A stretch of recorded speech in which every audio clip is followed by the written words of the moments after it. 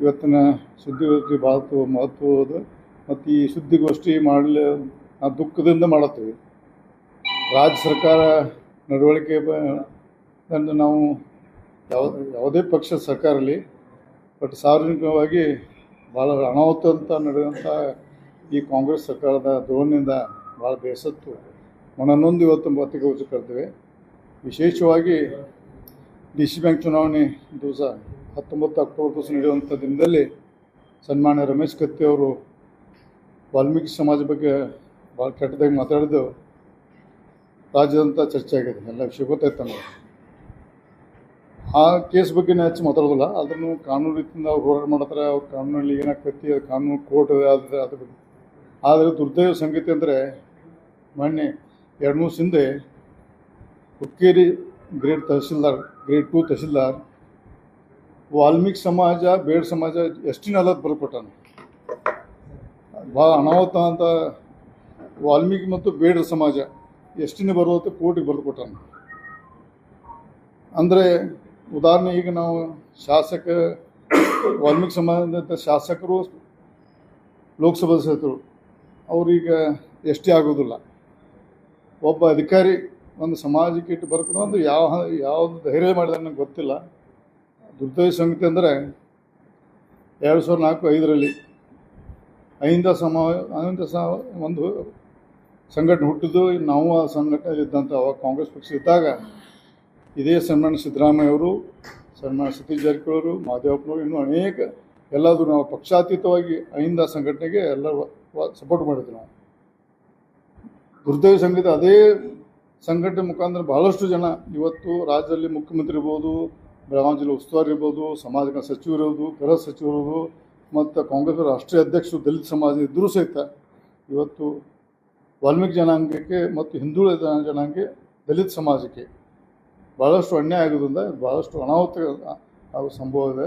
ಅದಕ್ಕೆ ಇದೊಂದು ಭಾಳ ಪತ್ರಿಕಾಗೋಷ್ಠಿ ಭಾಳ ಗಂಭೀರವಾಗಿ ತಗೊಂಡು ಇವತ್ತು ನಾವು ರಾಜ್ಯ ಸರ್ಕಾರಕ್ಕೆ ಮತ್ತು ಕೇಂದ್ರ ಸರ್ಕಾರಕ್ಕೆ ನಾವು ಅತಿ ಶೀಘ್ರದಲ್ಲಿ ನಾವು ಲಿಖಿತ ಮೂಲಕ ನಾವು ಇಲ್ಲಿ ನಡೆಯುವಂಥ ಅನಾಹುತ ಒಂದು ದಲಿತ ಸಮಾಜಕ್ಕೆ, ವಿಶೇಷವಾಗಿ ಹಿಂದುಳಿದ ಸಮಾಜಕ್ಕೆ ಈ ಸರ್ಕಾರದ ರಕ್ಷಣೆ ಇಲ್ಲ, ನಮಗೆ ಕೇಂದ್ರ ಸರ್ಕಾರ ಮತ್ತು ಕೋರ್ಟು ರಕ್ಷಣೆ ಬರಬೇಕಂತ ಈ ಸಂದರ್ಭದಲ್ಲಿ ಕಾನೂನು ರೀತಿಯಿಂದ ಹೋರಾಟ ನಾವು ಈ ಮುಂದಿನ ದಿನದಲ್ಲಿ ನಾವು ಬರೀ ವಾಲ್ಮೀಕಿ ಸಮಾಜ ಅಲ್ಲ, ಇಡೀ ದಲಿತ ಸಮಾಜ, ಹಿಂದುಳಿದ ಸಮಾಜ ಅಂತ ಅಹಿಂದ ಸಮಾಜದ ನಾವು ಯಾಕಂದ್ರೆ ಬರೀ ನೇತೃತ್ವ ಇಸ್ಕೊಂಡು ರಾಜಕೀಯಕ್ಕೋಸ್ಕರ ಫಾಯ್ದೆ ಮಾಡ್ಕೊಂಡು ಇವತ್ತು ಬಾಯಿ ಸುಕ್ಕುವಂಥ ನಾಯಕರ ಬಗ್ಗೆ ಭಾಳಷ್ಟು ಮನನೊಂದು ನಾವೇ ಇನ್ನು ಕೈಗೆ ಎತ್ತಿಕೊಳ್ಳಬೇಕನ್ನೋ ಸಂದರ್ಭದಲ್ಲಿ ಇವತ್ತು ಪತ್ರಿಕಾಗೋಷ್ಠಿ ಮಾಡಿದ್ದೇವೆ.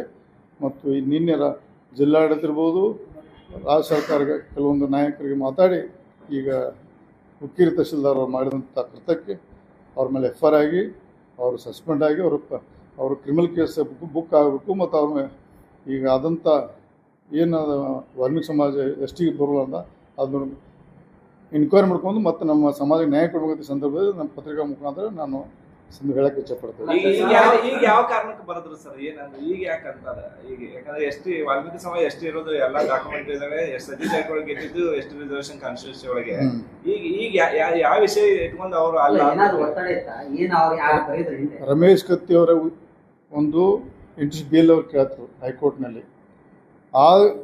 ಅವ್ರಿಗೆ ನನಗೆ ಗೊತ್ತಿಲ್ಲ ಅದು ಯಾರು ಒತ್ತಡದಲ್ಲಿ ಬರ್ಕೊಟ್ಟು ನನ್ನ ಡೀಟೇಲ್ ಮಾಹಿತಿ ಇಲ್ಲ. ನಮ್ಮ ಸಮಾಜಕ್ಕೆ ಅನ್ಯಾಯ ಅದಕ್ಕೆ ನಾನು ಒಬ್ಬ ಆ ಸಮಾಜ ಪ್ರತಿನಿಧಿಯಾಗಿ ಇವತ್ತು ನಾನು ಭಾಳ ಗಂಭೀರವಾಗಿ ತೊಗೊಂಡು ಇನ್ನು ರಾಜ್ಯ ಮಟ್ಟದಲ್ಲಿ ಹೆಂಗೆ ಮಾಡಬೇಕು ಅಂತ ಚರ್ಚೆ ಮಾಡ್ಕೊಂಡು ಡಿಸಿಷನ್ ತೊಗೊಟ್ಟು ಇವತ್ತು ತಕ್ಷಣ ನಾವು ರಾಜ್ಯ ಜನತೆಗೆ ಮೂಲೆ ಗೊತ್ತಾಗಬೇಕಂತ ತಮ್ಮ ಪತ್ರಿಕಾ ಮುಖಾಂತರದಲ್ಲಿ ನಾನು ನಮ್ಮ ಜಿಲ್ಲಾಡಳಿತ ನಿನ್ನೆ DC ಮಾತಾಡಿ ತಿಳಿಸಿದೆ. ನಾನು ಅವ್ರು ಏನು ಆ್ಯಕ್ಷನ್ ಗೊತ್ತಿಲ್ಲ. ನಮ್ಮ ರಾಜ್ಯ ಮಟ್ಟದಲ್ಲಿ ಎಲ್ಲ ಜಿಲ್ಲೆಯಲ್ಲಿ ಎಲ್ಲ ಜನರಿಗೆ ಮುಟ್ಟಬೇಕಂತ ನಮ್ಮ ಸಮಾಜ ಇರ್ಬೋದು. ಇವತ್ತು ವಾಲ್ಮೀಕಿ ಆಗಿದೆ, ನಾನು ಹರಿಜನರಿಗೆ ಆಗ್ತದೆ, ನಾನು ಹಿಂದೂ ಸಮಾಜಕ್ಕೆ ಆಗ್ತದೆ, ಎಲ್ಲ ಎಚ್ಚೆತ್ತುಕೊಳ್ಬೇಕಂತ ಈ ಸಂದರ್ಭ ಮನವಿ ಮಾಡ್ಕೊತೀನಿ. ಒಬ್ಬರಿಗೆ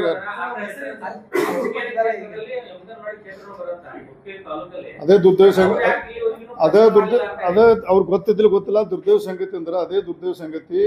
ನಮ್ಮ ರಾಜ್ಯದ ಮುಖ್ಯಮಂತ್ರಿ ಹಿಂದುಳಿದ ಸಮಾಜ ಇದ್ದಾರೆ, ಗೃಹ ಸಚಿವರು ದಲಿತ ಇದ್ದಾರೆ, ಸಮಾಜಕ್ಕೆಲ್ಲರೂ ದಲಿತ ಇದ್ದಾರೆ, ಉಸ್ತುವಾರಿ ಸಚಿವರು ದಲಿತ ಇದ್ದಾರೆ.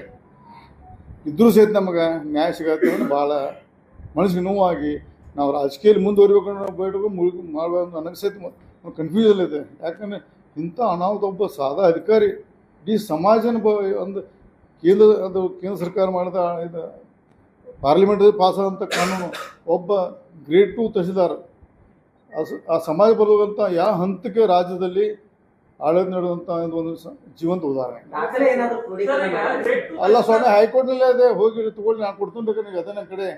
ಅವು ತಹಸೀಲ್ದಾರು ಹೈಕೋರ್ಟ್ನಲ್ಲಿ ರಮೇಶ್ ಕತ್ತಿ ಅವರ ಕೇಸ್ನಲ್ಲಿ ವಾಲ್ಮೀಕಿ ಸಮಾಜದ ಬೇಡರು ಹಾಕಿದ ಕೇಸು, ಇದು ವರ್ಗ 1 ಬರ್ತದೆ, ಇದು ಎಸ್ ಟಿ ಬರ್ಕೊಟ್ಟಾನೆ ಹೈಕೋರ್ಟ್ನಲ್ಲಿ. ಇನ್ನೇನು ಬೇಕು? ಸರ್ಕಾರ ಒತ್ತಡ ಒಂದು ಯಾರೋ ರಮೇಶ್ ಕತ್ತಿ ಅವರು ಅನುಕೂಲ ಆಗಿ ಮಾಡಿದಾರೋ ಇನ್ನು ಬೇರೆ ಸೆಟ್ ಅಂತ ನನಗೆ ಗೊತ್ತಿಲ್ಲ. ಆದರೆ ಅದನ್ನು ಗಂಭೀರವಾಗಿ ಪರಿಗಣಿಸಿ ಇವತ್ತು ಕೇಸ್ ದಾರಿಲ್ಲ. ಅವರು ಕೇಸ್ ದಾರಿ ಕಾರಣ ಅಂದರೆ ನೋಡ್ರಿ, ಅದು ಎಲ್ಲ ಕಡೆಗೆ ಭಾಳಷ್ಟು ಆಮೇಲೆ ಎಫ್.ಐ.ಆರ್ ಆಗಿದ್ದು ರಮೇಶ್ ಕತ್ತಿ ಮೇಲೆ ಸುಮಾರು ಎಲ್ಲ ಕಡೆ, ಗುಲ್ಬರ್ಗ ಇರ್ಬೋದು, ರಾಯಚೂರು ಇರ್ಬೋದು, ಮೈಸೂರು ಇರ್ಬೋದು, ಬೆಳಗಾಂ ಇರ್ಬೋದು, ಎಲ್ಲ ಕಡೆ. ಆದರೆ ಧಾರವಾಡದಲ್ಲಿ ನಮ್ಮ ಸಮಾಜದವರು ಬುದ್ಧಿವಂತರು ವಿದ್ಯಾವಂತರು ಭಾಳ ಅದಾರೆ ಧಾರವಾಡದಲ್ಲಿ. ಅವ್ರು ಕರೆಕ್ಟಾಗಿ ಕಾನೂನು ಚೌಕಟ್ಟಿನಲ್ಲಿ ಎಫ್.ಐ.ಆರ್ ಮಾಡಿಸಿದ್ರು. ಅದು ಯಾವುದೇ ಕಾರಣಕ್ಕೂ ಎಫ್.ಐ.ಆರ್ ತಪ್ಸಕ್ಕೆ ಬರೋಲ್ಲ. ಅಲ್ಲಿ ನಡೆದಂಥ ಘಟನೆ ನನಗೆ ನಿನ್ನೆ ನನ್ನ 2 ವರ್ಷದಿಂದ ನಮ್ಮ ಸಮಾಜದಲ್ಲಿ ಕಾಂಟ್ಯಾಕ್ಟ್ ಮಾಡಿದಾಗ, ಆಯ್ತಪ್ಪ ನಾನು ಯಾರೂ ಬಂದಿಲ್ಲ, ನಾನು ಗಂಭೀರವಾಗಿ ನಾನು ಸೋಮವಾರ ದಿವಸ ನನಗೆ ಇನ್ನು ರವಿವಾರ ಹತ್ತನೇ ಗೊತ್ತಾಯಿತು. ಸೋಮವಾರನ ತಕ್ಷಣ ನಾನು ಇದರಲ್ಲಿ ಇದು ಪಕ್ಷಾತೀತ ಇದೇನು ನಾನು ಒಬ್ಬ ರಮೇಶ್ ಜಾರಕಿಹೊಳಿ ಮಾತಾಡಿ ಪಕ್ಷ ನಮ್ಮ BJP ಪಕ್ಷ ಅಂತ ಮಾತಾಡ್ತಿಲ್ಲ. ನಾನು ರಮೇಶ್ ಜಾರಕಿಹೊಳಿ ಮಾತಾಡಿ ಮುಂದಿನ ದಿನದಲ್ಲಿ ನಮ್ಮ ಪಕ್ಷದ ವಿಚಾರದಲ್ಲಿ ನಾನು ಭಾಳಷ್ಟು ಚರ್ಚೆ ಮಾಡ್ತೀನಿ ಮತ್ತು ಇದು ಗಂಭೀರವಾಗಿ ತಗೊಂಡು, ಯಾಕಂದರೆ ನಮ್ಮ ಸರ್ಕಾರ ಅಹಿಂದ ಆದೇಶ ಬಂದು ದಲಿತದ ಬಂದು ಕೂತು ನಮ್ಮ ಒಂದು ಸಮಾಜಕ್ಕೆ ಇವತ್ತು ವಾಲ್ಮೀಕಿ ಆಗ್ತೈತೆ, ನಾಳೆ ಎಲ್ಲರಿಗೂ ಆಗ್ತೈತೆ. ಅದಕ್ಕೆ ಇವತ್ತು ಗಂಭೀರ ತಗೊಂಡು ನಾವು ಇದನ್ನು ರಸ್ತೆಗಿಳಿಬೇಕಾ ಅಥವಾ ಕೋರ್ಟ್ನ ಹೋರಾಡಬೇಕಾ ಅನ್ನೋದು ನಮ್ಮ ಸಮಾಜದ ಮುಖಂಡರು ಮತ್ತು ಸ್ವಾಮೀಜಿಯವ್ರ ಮುಖಾಂತರ ಮತ್ತು ಪಕ್ಷಾತೀತ ಎಲ್ಲರೂ ಚರ್ಚೆ ಮಾಡಿ ನಿರ್ಣಯ